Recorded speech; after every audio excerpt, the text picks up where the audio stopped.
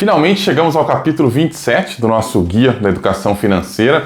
É o penúltimo capítulo, então queria primeiro agradecer a todos que estão chegando aí ao final desse guia comigo. Espero que vocês estejam gostando, espero que vocês estejam aprendendo, né? A gente viu no capítulo anterior um pouquinho sobre investimentos no exterior, foi uma breve introdução sobre o que a gente pode encontrar com alguma facilidade, né, ao investir no exterior. E no capítulo de hoje eu quero fazer uma consideração mais geral com vocês sobre renda variável e também sobre as crises. Acho que a maioria de vocês sabe que no longo prazo o retorno da renda variável, né, principalmente das ações ali, tende a ser melhor do que, por exemplo, a renda fixa, do que aplicações em dólar, em ouro, coisas desse tipo, né? A gente tem aquele gráfico famoso que eu vou colocar para vocês aqui do livro do Jeremy Siegel, né? Que ele mostra lá o resultado de uma aplicação de $1 lá em 1802. Então, quer dizer, é um prazo aí muito longo, né? Óbvio, ninguém vive 200 anos, mas só para mostrar que esse padrão se manteve, né? O resultado de $1 em ações em 200 anos foi que esse $1 virou 700 mil dólares. É uma diferença muito grande, por exemplo, da renda fixa, que virou lá 1.700 e poucos dólares, o ouro, que simplesmente corrigiu ali a inflação, provavelmente, né? E também o próprio dólar, né? Que $1 em 1802 hoje vale 5 centavos de dólar. Então, quer dizer, no longo prazo, o que tem de te proteger melhor da inflação é a renda variável, são as ações, né? É o investimento aí que vai te dar o maior retorno, provavelmente, se você investe por um prazo suficientemente longo.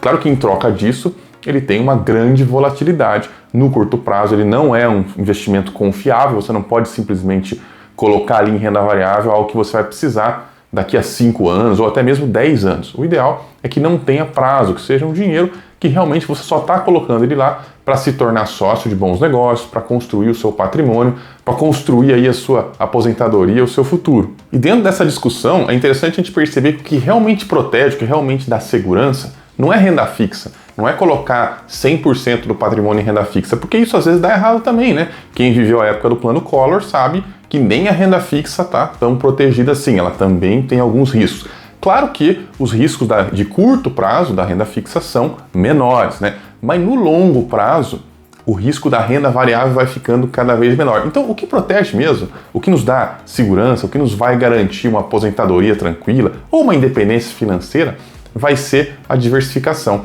A verdadeira segurança está na diversificação. Na diversificação verdadeira, né? Não é ter 90% em uma coisa e 5% em outra e 5% em outra para simplesmente dizer que está diversificado. Diversificar é realmente dividir o seu patrimônio.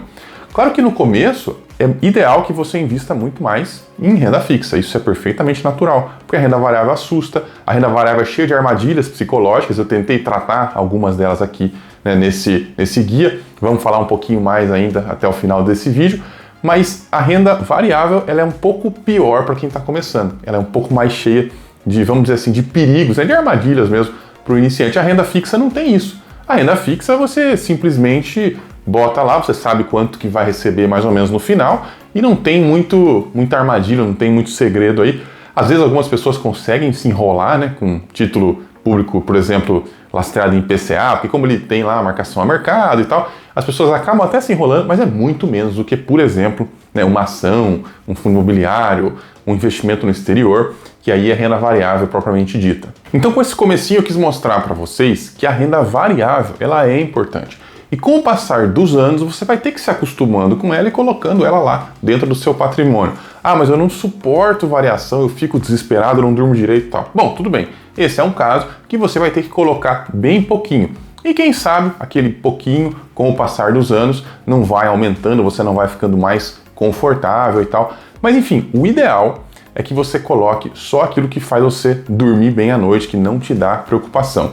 Quando a gente está em busca da tranquilidade financeira, a gente não pode sacrificar a nossa tranquilidade hoje para ganhar uma tranquilidade no futuro. A gente tem que fazer com que a jornada também seja tranquila. Então, esse é o primeiro ponto que eu queria falar para vocês hoje. Renda variável é importante, não se esqueçam dela, mas não exagerem nela no começo.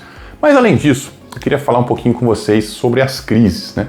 Porque às vezes quando a gente vai começar a investir em alguma coisa, a gente procura mapear todos os riscos que tem naquela coisa. E isso é muito bom, isso é muito salutar. E um dos riscos de investir em renda variável que o pessoal gosta de comentar são as crises, né? Agora, eu digo para você que crise não é exatamente um risco. Porque crise é uma certeza, né? Risco, ele está associado a um conceito de incerteza. É uma coisa que tem a possibilidade de acontecer. Crise, eu tenho certeza que vai acontecer nos anos que você vai ficar lá investindo, acumulando patrimônio. Se você ficar 20, 30 anos acumulando patrimônio, eu garanto que você vai passar por crises e por crises graves, né? Sempre vai ter, né? A gente já viu várias, você teve lá aquela dos anos 2000, da .com, em 2008 você teve o subprime, teve essa queda forte aqui por causa do Covid também, que atrapalhou bastante, vai saber qual vai ser a próxima. Então, sempre acontece, crise não é risco, crise é certeza, é garantido. Agora, a grande questão é, o que fazer durante a crise ou para se preparar para uma crise? Bom, a boa notícia é que com tudo isso que a gente viu aqui nesse guia, você já vai estar bem preparado para uma crise, porque você vai ter reserva de emergência, você vai ter investimentos bem diversificados, investimentos em valor, né? Você vai estar relativamente preparado para uma crise. Se você juntar isso aí com a sua preparação pessoal, né, os seus estudos, a sua melhoria contínua como indivíduo, vamos dizer assim, você está totalmente preparado para uma crise financeira, uma crise econômica. Claro, não estou falando aqui de guerra, esse tipo de coisa, né? Mas uma crise econômica você vai praticamente tirar de letra. Mas qual que é o grande desafio? Quando começa a crise, começam também notícias ruins, influenciadores, todo mundo falando sobre o que você vai fazer com essa nova queda da bolsa, o que fazer agora. Aí aparece aqueles youtubers lá com aquela cara de preocupado, né? E aí você vai lá, clica e assiste o vídeo. Bom, eu mesmo já fiz isso algumas vezes para tentar chamar atenção, lógico, né? Para alguma coisa importante. Claro que eu não vou ficar aqui dizendo o que vocês têm que fazer na crise, porque o grande segredo é que o que você tem que fazer na crise é a mesma coisa que você vai fazer antes dela, fora da crise. Para você não tem diferença. Na crise, o ideal é que a gente continue trabalhando, gastando menos do que ganha, poupando, investindo em ativos de valor do mesmo jeito que a gente faz quando a gente não está em crise. Então, crise, a gente nem participa, o ideal é nem ficar sabendo o que está acontecendo. Claro que isso é impossível, né? Mas dê a importância que ela merece, ou seja, quase nenhuma. E aliás, a crise, né? Todas as crises que você vai ter vão ser testes, né, de como que está a sua preparação. Será que o seu mindset está correto? A sua mentalidade está alinhada com o investidor de longo prazo? Se tiver, você não vai se preocupar. Seus ativos continuarão bons e você vai continuar investindo neles e é até capaz que você consiga comprar mais, né? Porque quando acontece uma crise, a bolsa, por exemplo, cai. Aí aquela ação que você gosta muito, que você sempre compra por R$20, vai estar R$10. Então, quando você conseguia comprar, sei lá, 100 ações daquela lá, você vai passar a conseguir comprar 200 ações. Isso é muito bom, né? Eu não vejo ninguém reclamar quando a picanha está com 50% de desconto no mercado. Mas eu vejo muita gente reclamar quando a bolsa despenca, né? Porque aí tem aquele terror, aquele pânico e tal. Então tenta não olhar pelo lado do pânico. Também não é para ficar a vida inteira procurando, esperando crise para entrar no mercado financeiro.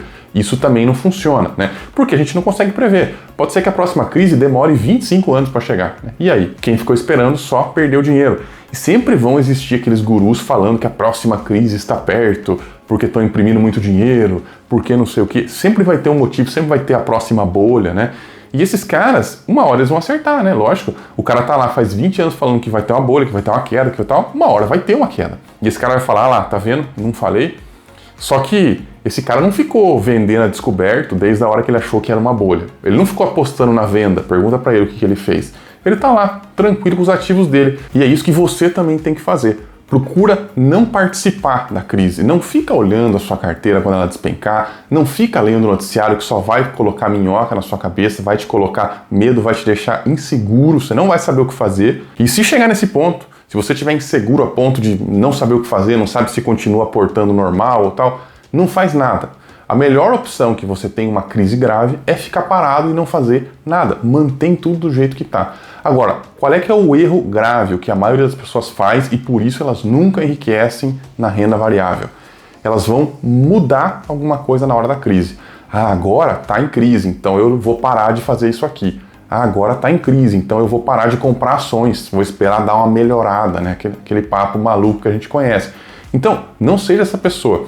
Se a sua estratégia não sobreviver à primeira crise que você passar, é porque provavelmente foi uma estratégia mal feita, foi furada e você tem que repensar, você tem que zerar e começar tudo de novo.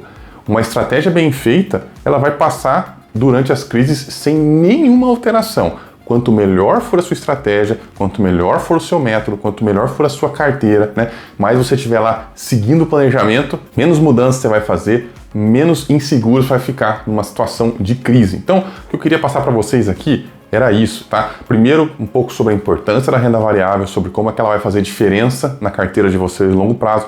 Mas segundo, sobre as crises, porque as crises vão acontecer, tá? O contrário das crises também vai acontecer, de vez em quando vai ter uma euforia danada, e aí todo mundo tá entrando no mercado e botando dinheiro e tal. Como a gente já viu várias vezes acontecer também, e nessa época as pessoas também fazem besteira, é que em mercado de alta, mesmo a pessoa fazendo besteira, ela acaba ganhando dinheiro, né? Então o que a gente tem que se preocupar mesmo é com o mercado de baixa, que é onde as pessoas mudam a estratégia, é onde as pessoas caem no conto do vigário, no conto daquele youtuber lá que te convence de que você não está fazendo certo, que é hora de desistir do Brasil e ir para o exterior, que é hora de vender todas as moedas e comprar em Bitcoin, que é hora de fazer não sei o que, né? Sempre tem alguma coisa que é a hora de. E se você evitar essas coisas, você provavelmente vai conseguir ficar rico no longo prazo. Então a moral aqui desse capítulo é: segue o plano. Foi você que fez o seu plano e você sabia tudo o que você precisava, os seus planejamentos de longo prazo, os seus sonhos, os seus desejos, né, as suas metas de vida. Então confia no seu plano. Não fica questionando, não fica inseguro e vacile muito, tenha muito medo de mudar qualquer coisinha na sua estratégia, porque isso pode destruir a sua acumulação de longo prazo. Bom, por hoje era isso. No mais, eu quero lembrar a todos vocês que esse guia é baseado todo lá no livro Adeus Previdência, do Fernando Mizobuti. Quem quiser, tem o link aqui na descrição. E a gente volta semana que vem com o último capítulo da série. Até lá!